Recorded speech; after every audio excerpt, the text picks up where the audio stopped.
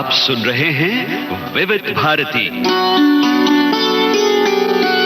गीतों भरी कहानी। इस श्रृंखला में आज सुनिए सौम्या शर्मा की लिखी कहानी वह पुरानी बेंच। हार हमेशा मैदान में नहीं होती, कभी कभी वो इंसान के मन में होती है। ऐसा ही कुछ यश के साथ भी हुआ था। यश की उम्र लगभग 40 वर्ष थी। एक प्रतिष्ठित कंपनी में 15 वर्षों तक काम करने के बाद अचानक कंपनी बंद हो गई और वो बेरोजगार हो गया। कई महीनों तक नौकरी ढूंढने के बावजूद उसे सफलता नहीं मिली। धीरे धीरे उसकी बचत खत्म होने लगी और आत्मविश्वास भी। हर सुबह वो अपने शहर के रेलवे स्टेशन पर जाकर एक पुरानी बेंच पर बैठ जाता। वहाँ बैठकर वो आती जाती ट्रेनों और लोगों को देखता रहता, बिल्कुल अपने बचपन की तरह। यश के पिताजी रेलवे में नौकरी करते थे और छुट्टियों में वो अक्सर उसे स्टेशन ले जाया करते थे। यश घंटों वहाँ बैठकर लोगों और ट्रेनों की आवाजाही निहारा करता था, किंतु आज उसे लग रहा था कि जैसे सबकी जिंदगी आगे बढ़ रही है, केवल उसकी ही रुक गई है। जिंदगी का सफर है ये कैसा सफर, कोई समझा नहीं, कोई जाना नहीं।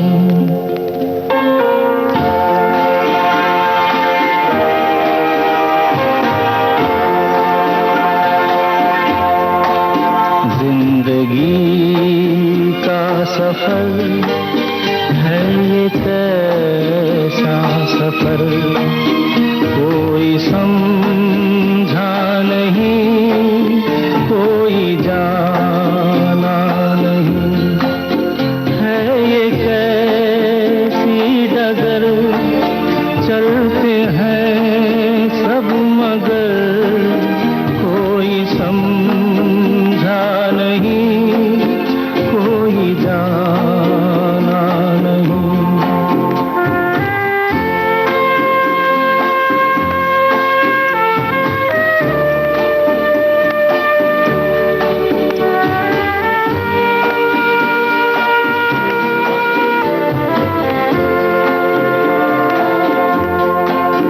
जिंदगी को बहुत प्यार हमने दिया,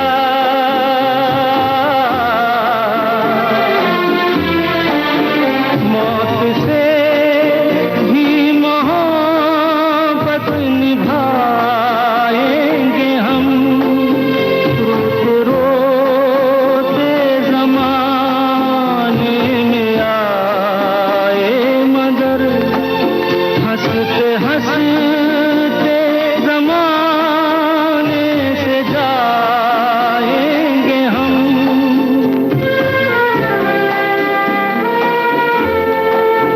जाएंगे पर किधर है किसे ये खबर, कोई समझा नहीं, कोई जाना नहीं।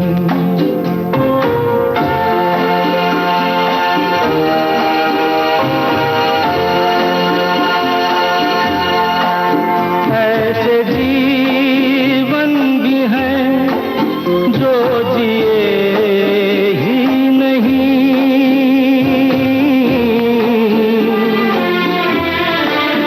जिनको जीने से पहले ही मौत आ गई।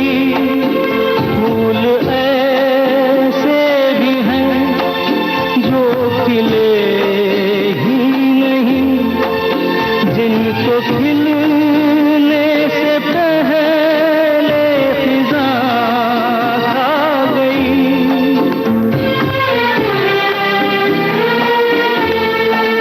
है परेशान नजर, थक गए चार अगर, कोई समझा नहीं, कोई जाना नहीं। जिंदगी का सफर है ये कैसा सफर, कोई समझा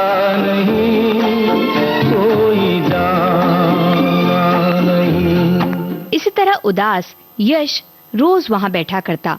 एक दिन स्टेशन पर उसकी मुलाकात एक वृद्ध महिला से हुई। वो अपने हाथों से बने अचार और पापड़ बेचने दूसरे शहर जा रही थी। बातचीत में पता चला कि उनके पति का कई वर्ष पहले निधन हो गया था और उन्होंने अकेले ही अपने बच्चों को पढ़ाया लिखाया। उन्होंने यश को अपने हाथों से बने अचार भी चखाए और ये भी बताया कि किस प्रकार उन्होंने जीवन की हर कठिनाई का सामना करते हुए ये छोटा सा व्यवसाय खड़ा किया था। उनकी बातों में आत्मविश्वास था और चेहरे पर एक अलग ही संतोष झलक रहा था। यश ये समझ ही नहीं पा रहा था कि जीवन में इतनी परेशानियां झेलने के बाद भी कोई इतना प्रसन्न और उत्साही कैसे रह सकता है।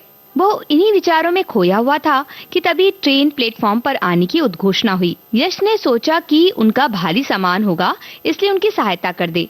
जैसे ही वो सामान उठाने के लिए झुका, महिला ने मुस्कुराते हुए उसे रोक दिया और बोली, बेटा, ये तो मेरा रोज का काम है, मैं इसे स्वयं संभाल लूंगी। ये सुनकर यश स्वयं को रोक न सका। उसने संकोच भरे स्वर में पूछा, माताजी, यदि आप बुरा ना माने तो मैं आपसे एक बात पूछूं? जीवन में इतनी कठिनाइयां आने के बाद भी आप इतनी प्रसन्न कैसे रहती हैं? क्या कभी आपका मन हार मान लेने का नहीं हुआ? यश के प्रश्न को सुनकर पहले तो महिला मुस्कुराई। उनकी आंखों में अनुभव की गहराई और चेहरे पर वर्षों के संघर्ष से उपजा आत्मविश्वास साफ दिखाई दे रहा था। उन्होंने मुस्कुराते हुए कहा, बेटा, जीवन में मुश्किलें तो आती जाती रहती हैं। अगर मैं हार मान जाती तो मेरे बच्चों का भविष्य भी हार मान जाता। इसलिए मैं चलती रही। और एक बात मैंने जीवन में और सीखी है, जब तक हम चलते रहते हैं, जिंदगी भी चलती रहती है।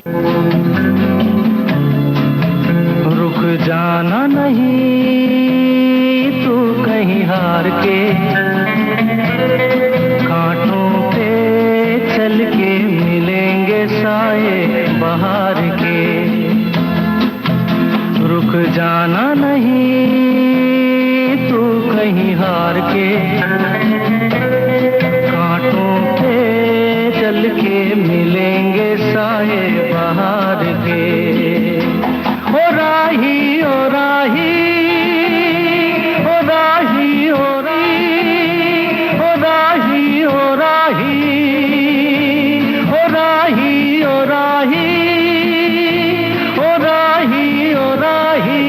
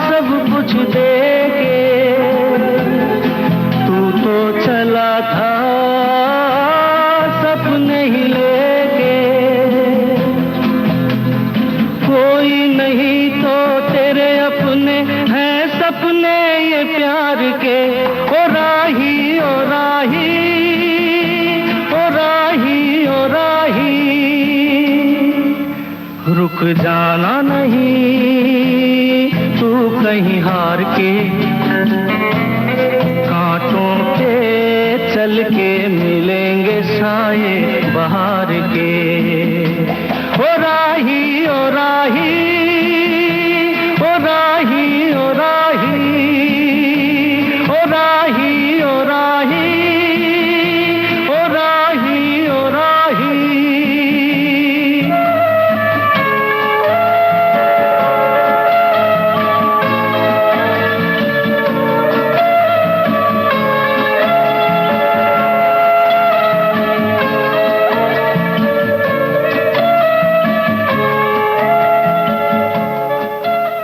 अपनी बात कहकर उन्होंने यश के सिर पर आशीर्वाद भरा हाथ रखा। ट्रेन प्लेटफॉर्म पर खड़ी थी और वो मुस्कुराते हुए अपनी ट्रेन की ओर बढ़ गईं। लेकिन उनके शब्द यश के मन में देर तक गूंजते रहे, जब तक हम चलते रहते हैं, जिंदगी भी चलती रहती है। अगले दिन यश फिर उसी रेलवे स्टेशन की बेंच पर आकर बैठ गया।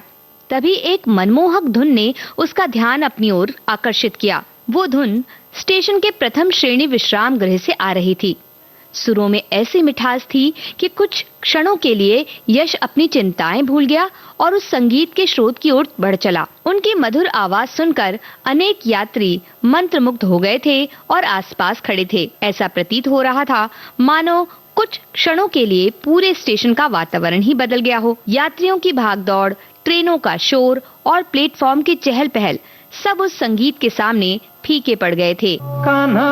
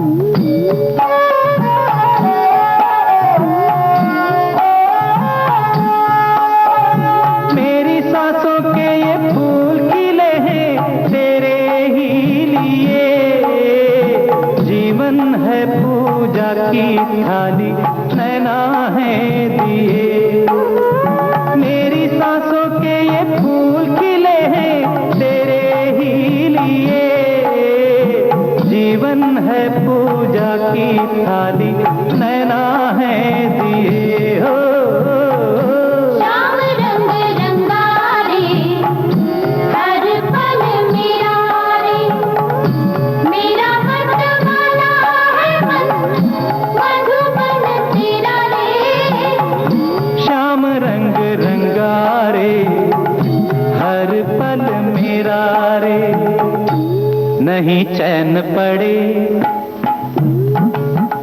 नहीं चैन पड़े, देखे बिना तो है कान्हा दिन बीते ना रैन ढले। चैन पड़े नहीं चैन पड़े, मोहे काहे छले, मोहे काहे छले, आहा देखे बिना तो है कान्हा दिन बीते ना रैन ढले। चैन पड़े नहीं चैन पड़े, कान्हा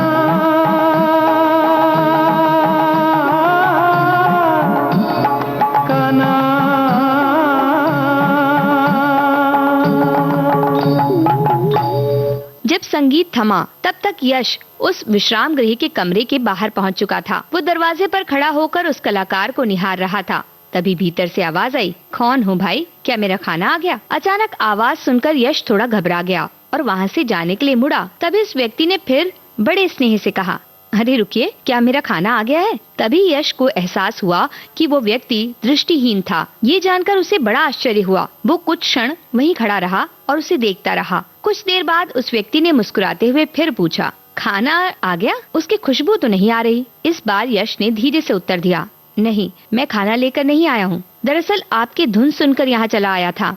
मैं तो बस एक राहगीर हूँ। ये सुनकर वह व्यक्ति कुछ क्षण शांत रहा, फिर उसके चेहरे पर एक हल्की मुस्कान उभर आई। अच्छा, तो संगीत तुम्हें यहाँ तक खींच लाया, उसने हंसते हुए कहा। फिर उसने यश को पास बैठने का इशारा किया। हाँ बैठो, मैं यहाँ अकेला बैठा हूँ। मेरे साथी भोजन लेने गए हैं, उनके आने में भी थोड़ा समय लगेगा, तब तक तुम ही मेरा साथ दे दो। यश बिना कुछ कहे उनके पास चुपचाप बैठ गया। उसे पता नहीं था कि अगले कुछ मिनटों में होने वाली ये बातचीत उसके जीवन को एक नया दृष्टिकोण देने वाली थी। बातचीत के दौरान यश को महसूस हुआ कि सामने बैठा व्यक्ति न केवल एक असाधारण संगीतकार था, बल्कि एक अत्यंत विनम्र और सकारात्मक सोच वाला इंसान भी था। उसकी बातों में आत्मीयता थी और चेहरे पर एक अजीब सा संतोष। यश के मन में बार बार एक ही विचार आ रहा था कि इतना प्रतिभाशाली और अच्छा इंसान होने के बावजूद भगवान ने इसके साथ ऐसा क्यों किया होगा। ये प्रश्न उसके मन में लगातार उठता रहा। अंततः वो स्वयं को रोक न सका और संकोच भरे स्वर में बोला, यदि आप बुरा ना माने तो क्या मैं आपसे एक बात पूछ सकता हूँ? संगीतकार हल्के से मुस्कुराया और बोला, बिल्कुल, पूछो बेटा। यश कुछ क्षण चुप रहा, फिर धीरे से बोला, आप इतने अच्छे इंसान हैं, इतना सुंदर संगीत रचते हैं, फिर भी भगवान ने आपसे आपकी दृष्टि छीन ली। क्या आपको कभी अपनी किस्मत से शिकायत नहीं हुई? यश के प्रश्न के बाद कमरे में कुछ पल के लिए सन्नाटा छा गया। संगीतकार के चेहरे पर एक हल्की मुस्कान उभरी, मानो उसने ये प्रश्न पहले भी अनेक बार सुना हो। फिर उसने गहरी सांस ली और बोला, पहले बहुत होती थी। मैं हमेशा यही सोचता था कि भगवान ने मुझसे मेरी आंखें क्यों छीन ली। लेकिन एक दिन मेरे गुरु ने मुझसे पूछा, क्या हुआ? मैंने अपने गुरुजी से कहा, गुरुजी, आपसे क्या छिपा है? आंखों के बिना अब ये सब कैसे संभव होगा? मेरी बात सुनकर गुरुजी ने मुझसे एक प्रश्न पूछा, बताओ, संगीत के लिए सबसे अधिक आवश्यक क्या है? मैं कुछ समझ नहीं पाया। थोड़ी देर सोचने के बाद मैंने उत्तर दिया, संगीत का वाद्य यंत्र। गुरुजी मुस्कुराए और बोले, नहीं। फिर मैंने कहा, आवाज? उन्होंने फिर सिर हिलाकर कहा, नहीं। मैंने तीसरी बार उत्तर दिया, संगीत की शिक्षा। इस बार भी उन्होंने कहा, नहीं। संगीतकार कुछ क्षणों के लिए रुक गया, मानो वो उस दिन को फिर से जी रहा हो। फिर गुरुजी ने गहरी सांस ली और कहा, अच्छा, ये तो बाद में सोचेंगे कि संगीत के लिए सबसे जरूरी क्या है। पहले ये बताओ कि जिन चीजों को तुम सबसे आवश्यक मानते हो, क्या वे अभी भी तुम्हारे पास हैं? मैंने बिना सोचे उत्तर दिया, हाँ, वे सब तो मेरे पास ही हैं गुरुजी। ये सुनकर गुरुजी मुस्कुराए और बोले, तो फिर शुरुआत कर दो। कुछ पलों तक तो मैं उनकी बात का अर्थ समझ ही नहीं पाया, लेकिन जब मैंने अपने ही दिए हुए उत्तरों के बारे में सोचना शुरू किया, तब मुझे एहसास हुआ कि मेरी दृष्टि चली गई थी, पर मेरे वाद्य यंत्र मेरे पास थे, मेरी आवाज मेरे पास थी और वर्षों की साधना से प्राप्त संगीत की शिक्षा भी मेरे पास थी। मैं उस एक चीज के शोक में डूबा हुआ था जो मुझसे छिन गई थी, और उन अनमोल चीजों को भूल चुका था जो अभी भी मेरे पास थी। ये कहते हुए संगीतकार के चेहरे पर संतोष भरी मुस्कान फैल गई। उसने आगे कहा, उसी दिन मैंने तय कर लिया कि मैं अपनी कमी को अपनी पहचान नहीं बनने दूंगा। ये कहकर उसने हारमोनियम पर एक मधुर सुर छेड़ा और कहा, जब मैंने अपनी कमी के बजाय अपनी क्षमता पर ध्यान देना शुरू किया, तभी मेरी जिंदगी बदल गई। और वो गाने लगा, जिंदगी और कुछ भी नहीं, तेरी मेरी कहानी है।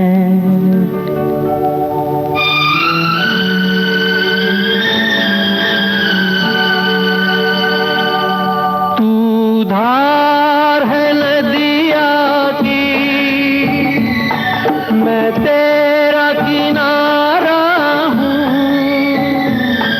तू मेरा सहारा है, मैं तेरा सहारा हूँ।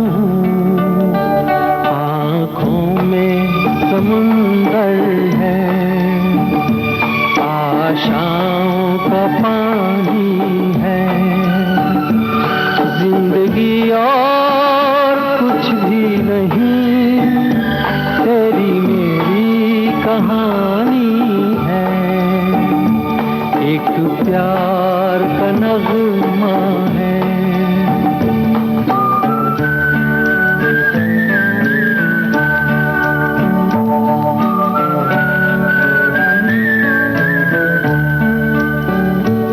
जो दिल को तसल्ली दे,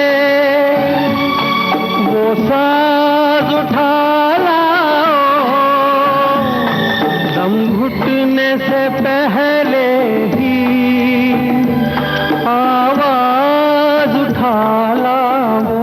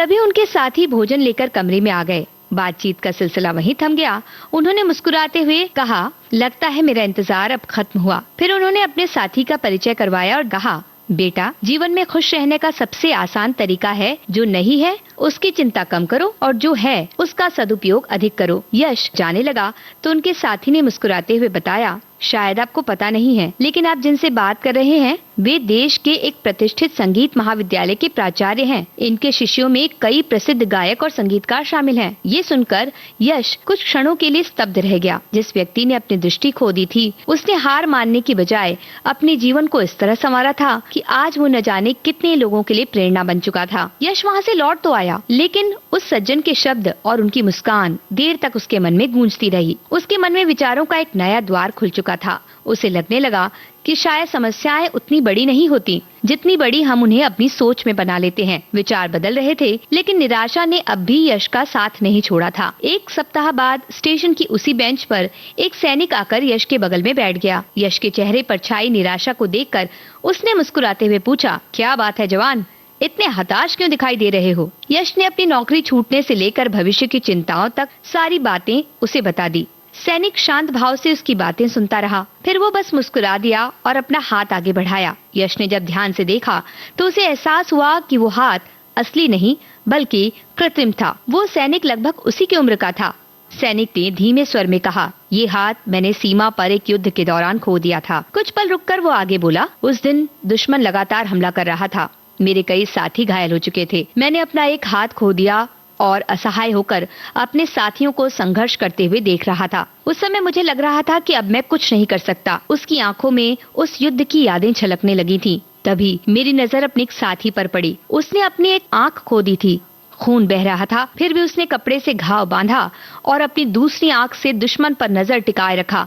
वो लगातार जवाबी हमला कर रहा था। सैनिक ने गहरी सांस ली और कहा, उस जांबाज को देखकर मेरे मन में एक विचार आया, यदि वो एक आंख खोने के बाद भी लड़ सकता है तो मेरे पास तो अभी एक हाथ बाकी है। मैंने बिना देर किए दूसरे हाथ से बंदूक उठाई। उसे संभालना आसान नहीं था, लेकिन मैंने हार नहीं मानी। किसी तरह उसे सहारा देकर निशाना साधा और दुश्मन पर हमला शुरू कर दिया।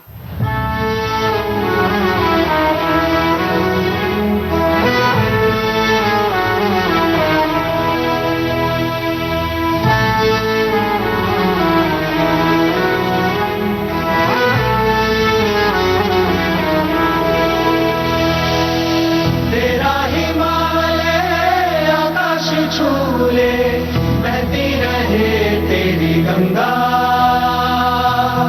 ऊंचा हो इतना इतना बुलंद हो, तारों को चूमे तिरंगा। माँ से है माटी, माँ से है माथा, माथे पे माटी सजा के चले। आए चलते रहे खौफ हवाएं, लहरा के झूमे तिरंगा।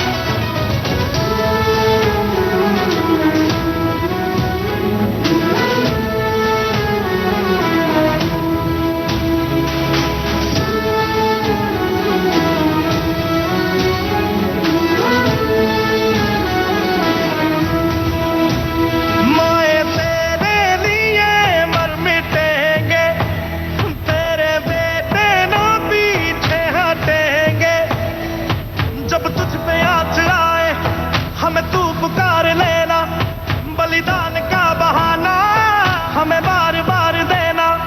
ये जो जान वाला सामने क्या है, कोई शूरवीर ही प्राण दान देता है। माँ से है माटी, माँ से है माथा, माथे पे माटी सजा के चले।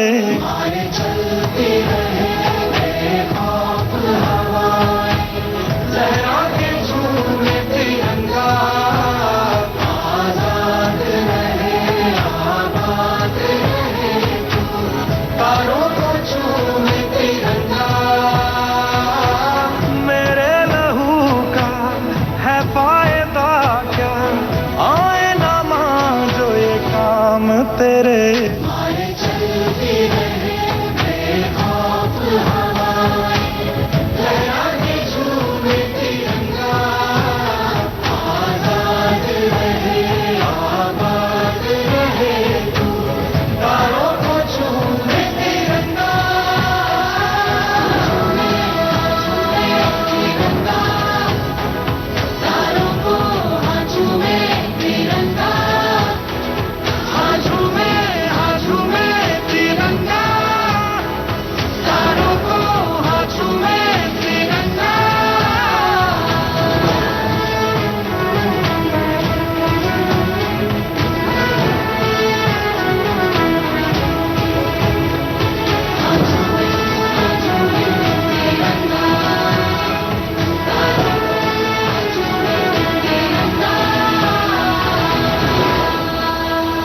उस पल की बात याद करते हुए सैनिक के चेहरे पर गर्व भरी मुस्कान उभर आई।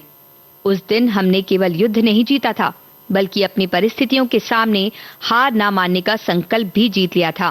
फिर उसने यश की ओर देखते हुए कहा, जवान, इंसान तब नहीं हारता जब वो कुछ खो देता है, वो तब हारता है जब जो बचा है उसकी कीमत भूल जाता है। मैंने एक हाथ खोया था, लेकिन दूसरा हाथ अभी भी मेरे साथ था। तुम्हारी नौकरी चली गई है, तुम्हारी योग्यता और हिम्मत नहीं। उस रात यश बहुत देर तक सोचता रहा। उसे एहसास हो चुका था कि वो अपनी परिस्थितियों को अपनी पहचान बना चुका था। सैनिक ने युद्ध में अपना एक हाथ गंवाया था, अपने कई साथियों को खोया था, फिर भी उनके चेहरे पर संतोष था। उन माताजी ने भी जीवन की असंख्य कठिनाइयों का सामना किया था, फिर भी उनके चेहरे की मुस्कान फीकी नहीं पड़ी थी। और उस दृष्टिहीन संगीतकार ने अपनी आंखों की रोशनी खो दी थी, फिर भी उसके जीवन में आशा और उसके सुरों में उत्साह का प्रकाश आज भी विद्यमान था। इन तीनों ने कुछ न कुछ खोया था, फिर भी वे जीवन से नाराज नहीं थे। शायद समस्या मेरी परिस्थितियों में नहीं, मेरी सोच में थी। जीवन में मुश्किलें सबके हिस्से में आती हैं, फर्क बस इतना होता है कि कुछ लोग उनसे हार मान लेते हैं, जबकि कुछ लोग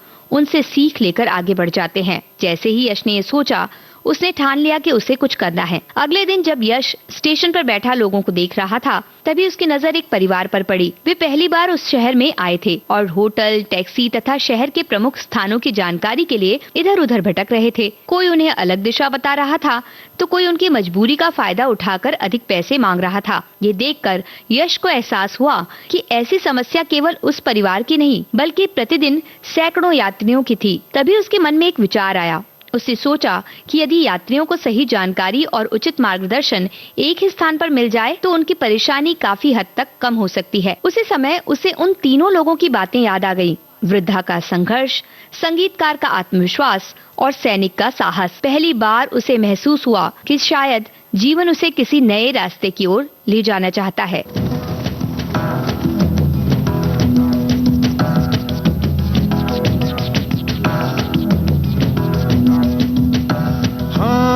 यही रास्ता है तेरा, तूने अब जाना है। हाँ यही सपना है तेरा, तूने पहचाना है।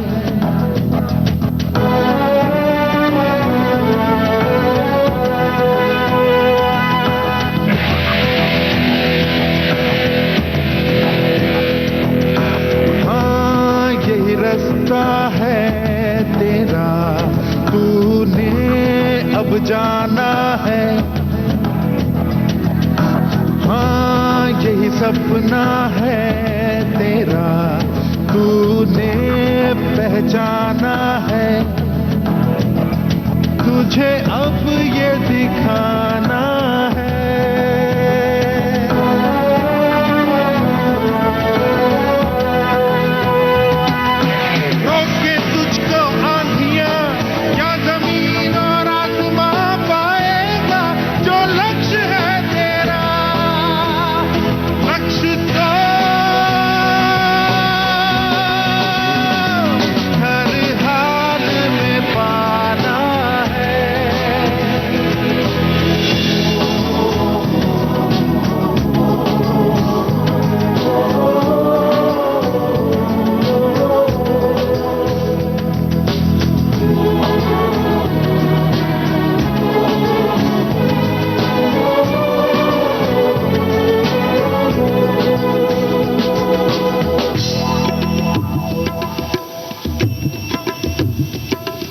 मुश्किल कोई आ जाए तो पर्वत कोई टकराए तो ताकत कोई दिखलाए तो तूफान कोई मंडलाए तो मुश्किल कोई आ जाए तो पर्वत कोई टकराए तो पर से चाहे अंबर से आग लिपटे चाहे पैरों से नाग पर से चाहे अंबर से आग लिपटे चाहे पैरों से नाग पाएगा जो लक्ष्य है तेरा लक्ष्य तो हर हाल में पाना है।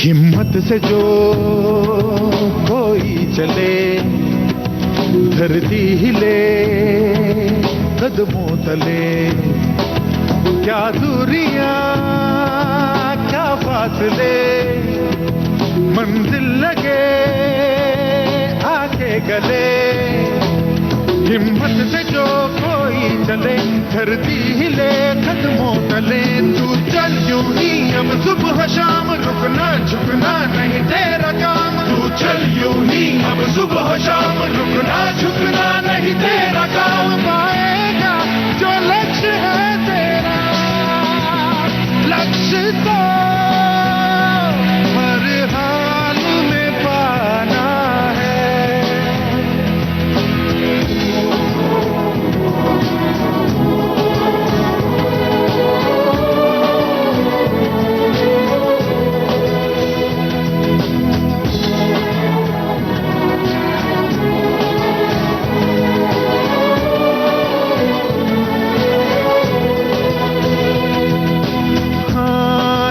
रास्ता है तेरा तूने अब जाना है हाँ यही सपना है तेरा तूने पहचाना है तुझे अब ये दिखाना है।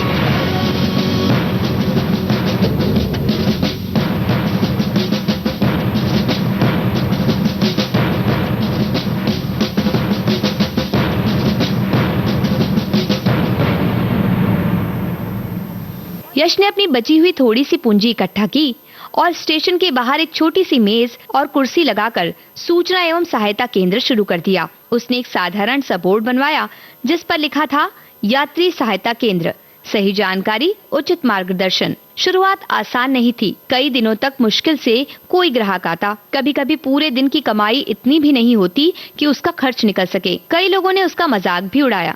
नौकरी नहीं मिली तो अब ये काम शुरू कर दिया। कुछ लोग ताना मारते, लेकिन इस बार यश पहले वाला यश नहीं था। उसने हार मानने की बजाय धैर्य रखना सीखा था। वो मुस्कुराकर लोगों की सहायता करता रहता। फिर धीरे धीरे यात्रियों को उसकी ईमानदारी और विनम्र व्यवहार पर भरोसा होने लगा। जो लोग उसकी मदद से संतुष्ट होते वो दूसरों को भी उसके बारे में बताते। कुछ ही महीनों में उसका छोटा सा सहायता केंद्र यात्रियों के लिए भरोसे का नाम बन गया। समय बीतता गया, यश ने अपने काम का विस्तार किया। उसने होटल बुकिंग, स्थानीय परिवहन, पर्यटन मार्गदर्शन और आपातकालीन सहायता जैसी सेवाएं भी शुरू कर दी। बढ़ते काम के साथ उसने कुछ बेरोजगार युवाओं को भी अपने साथ जोड़ लिया। कुछ वर्षों बाद वही छोटा सा सहायता केंद्र एक सफल ट्रैवल और यात्री सेवा संस्थान में बदल चुका था। वहाँ कई लोगों को रोजगार मिल रहा था और प्रतिदिन सैकड़ों यात्रियों की सहायता की जा रही थी। एक दिन यश अपने कार्यालय की खिड़की से बाहर देख रहा था और दूर उसे वही रेलवे स्टेशन दिखाई दे रहा था और उसके सामने रखी वही पुरानी बेंच भी। अनायास से उसके कदम वहाँ की ओर बढ़ गए और वो जाकर खड़ा हो गया। उसने उसे ध्यान से देखा और मुस्कुरा दिया। उसके चेहरे पर एक संतोष भरी मुस्कान उभर आई। वही बेंच जो कभी उसकी निराशा की साक्षी थी, अब उसके नए जीवन की शुरुआत का प्रतीक बन चुकी थी। उसे एहसास हुआ यदि उस दिन वो निराशा में डूबकर हार मान लेता तो शायद ये सब कभी संभव नहीं हो पाता। उस दिन स्टेशन पर एक ट्रेन सीटी बजाती हुई आगे बढ़ गई। यश ने महसूस किया कि उसकी जिंदगी भी इसी ट्रेन की तरह फिर से चल पड़ी है।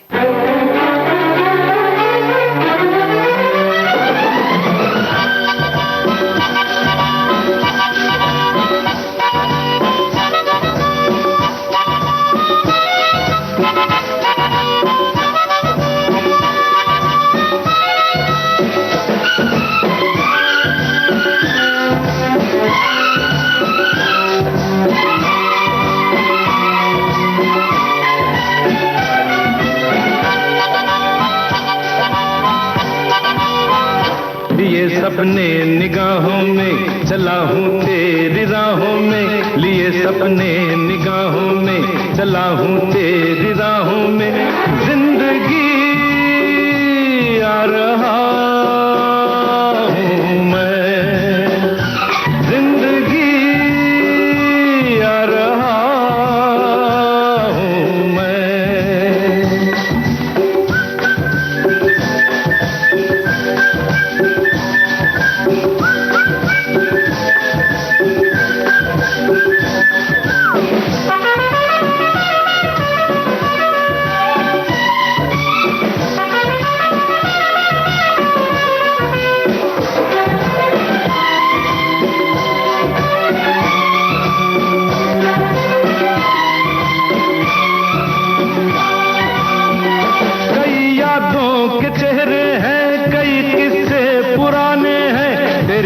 दास्ताने हैं तेरे कितने फसाने हैं, कई यादों के चेहरे हैं, कई किस्से पुराने हैं, तेरी सौ दास्ताने हैं तेरे कितने फसाने हैं। मगर एक वो कहानी है जो अब मुझको सुनानी है, मगर एक वो कहानी है जो अब मुझको सुनानी है, जिंदगी आ रहा हूँ मैं, जिंदगी आ रहा हूँ मैं।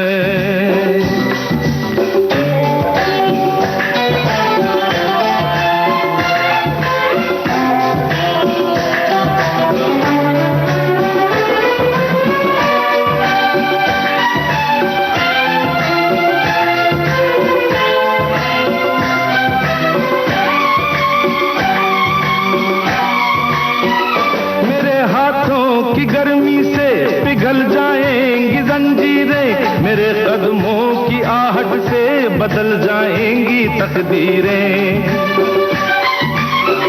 मेरे हाथों की गर्मी से पिघल जाएंगी जंजीरें, मेरे कदमों की आहट से बदल जाएंगी तकदीरें। उम्मीदों के दिए लेकर ये सब तेरे लिए लेकर, उम्मीदों के दिए लेकर ये सब तेरे लिए लेकर, जिंदगी आ रहा हूँ मैं, जिंदगी आ रहा हूँ मैं।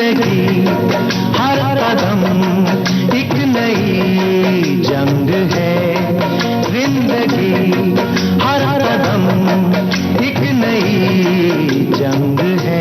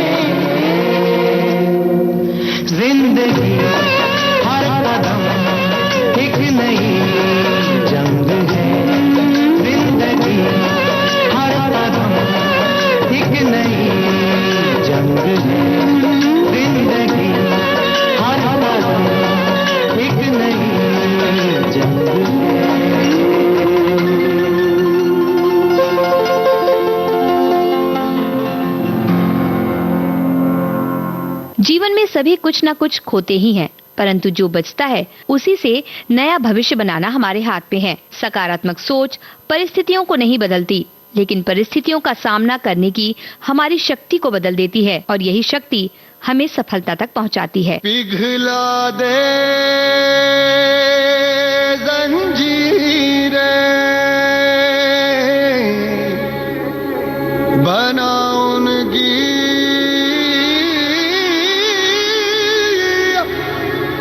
शमशीरें,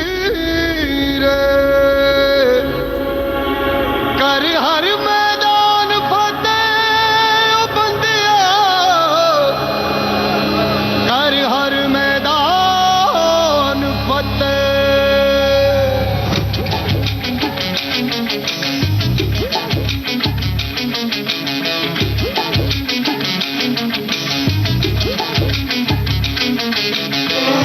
घायल परिंदा है तू, दिखला दे जिंदा है तू, बाकी है तुझ में हौसला।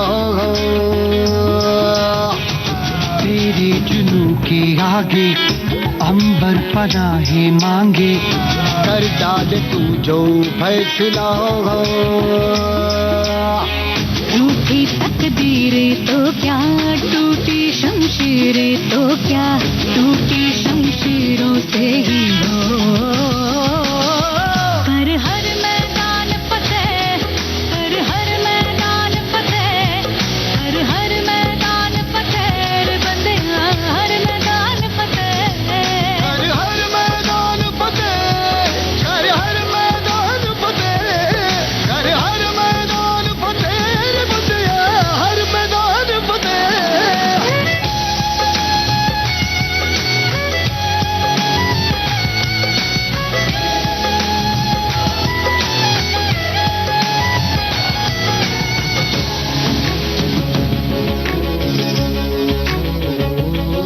इन गर्दिशों के बादलों पे चढ़ के वक्त का गिरेबा पकड़ के, पूछना है जीत का पता, जीत का पता।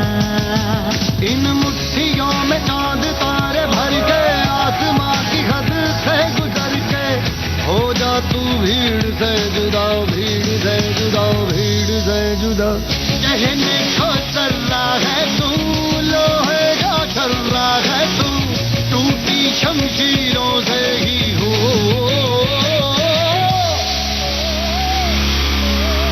कर हर मैदान फतेह, कर हर मैदान फतेह, कर हर मैदान फतेह रे बंदिया, हर मैदान फतेह। कर हर मैदान फतेह, कर हर मैदान फतेह, कर हर मैदान फतेह ओ बंदिया, हर मैदान फतेह। कर हर मैदान फतेह, कर हर मैदान फतेह, कर हर मैदान फतेह रे बंदिया, हर मैदान फतेह।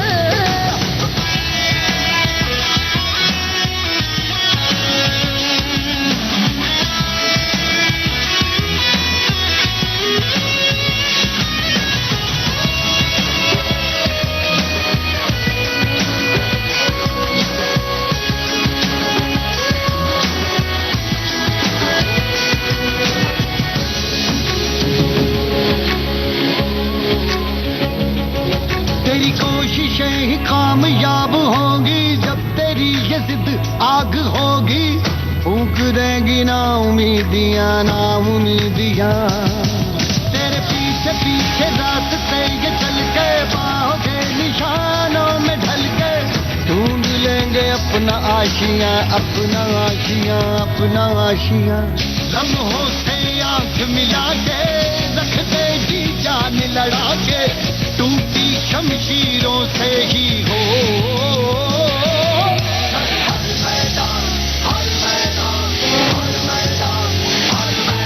कर हर मैदान फतेह, कर हर मैदान फतेह, कर हर मैदान फतेह ओ बंदिया, हर मैदान फतेह।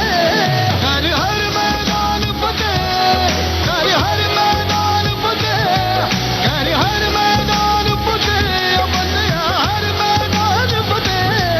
कर हर मैदान फतेह, कर हर मैदान फतेह, कर हर मैदान